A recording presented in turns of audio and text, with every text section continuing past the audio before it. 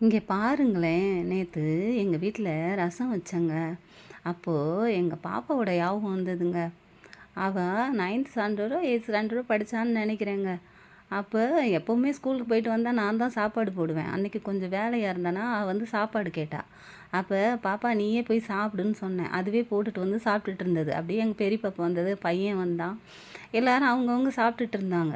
உடனே கூப்பிட்டு சொன்னாங்க, "அம்மா இன்னைக்கு ரொம்ப நல்லா இருக்குமா ரசம்" அப்படின்னு சொன்னாங்க. இந்த பாப்பா மட்டும் திரு திருன்னு முழிச்சுட்டே இருந்தது.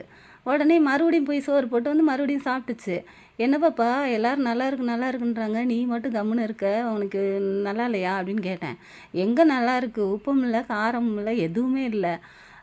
வெறும் பச்சை தண்ணிய ஊத்தி சாப்பிடுற மாரி இருந்தது" அப்படின்னு சொன்னுச்சு. "நீ ரசம் தான் ஊத்துனியா? இல்ல அங்க கழிவு கழிவு தண்ணி வச்சிருந்தானே அத தூக்கி ஊத்திட்டியான்னு?" கேட்டேன். உடனே "எந்த பாத்திரத்துல நீ ரசம் வச்ச?" அப்படின்னு கேட்டுச்சு.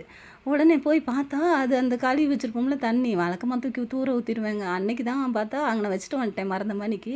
அத ஊத்தி சாப்பிட்டுருக்குதுங்க. "ஏன் பாப்பா களி தண்ணிய ஊத்தி சாப்பிட்டேன்னு?" கேட்குறேன்.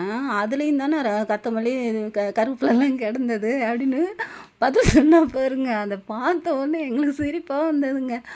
அப்புறம் தான் பைபிள்ல ஒரு ஞாபகம் வந்ததுங்க. அதில ஆத்மாவுக்கு அறிவு வேணும்னு சொல்லியிருப்பாங்க. அப்படியே எங்க பாஸ்டரும் எப்பவுமே பிரசங்கம் பண்ணும்போது சொல்லுவாங்கங்க. ஆத்மாவுக்கு அறிவு வேணும், அறிவு இல்லாதது நல்லதில்ல அப்படின்னு சொல்லிட்டு. அப்புறம் பாருங்களேன், எம்ஜிஆர் கூட ஒரு பாட்டுல பாடியிருப்பாரு. ம். "ஆளும் வளரணும், அறிவும் வளரணும், அதுதானே வளர்ச்சி.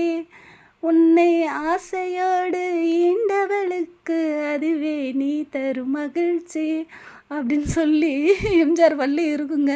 இந்த பொண்ணு ஆளும் வளரல, அறிவும் வளரலங்க. இப்ப அவ காலேஜ் படிக்கிறா, எம்.இ படிச்சுக்கிட்டு இருக்கா. அறிவு இருக்குது.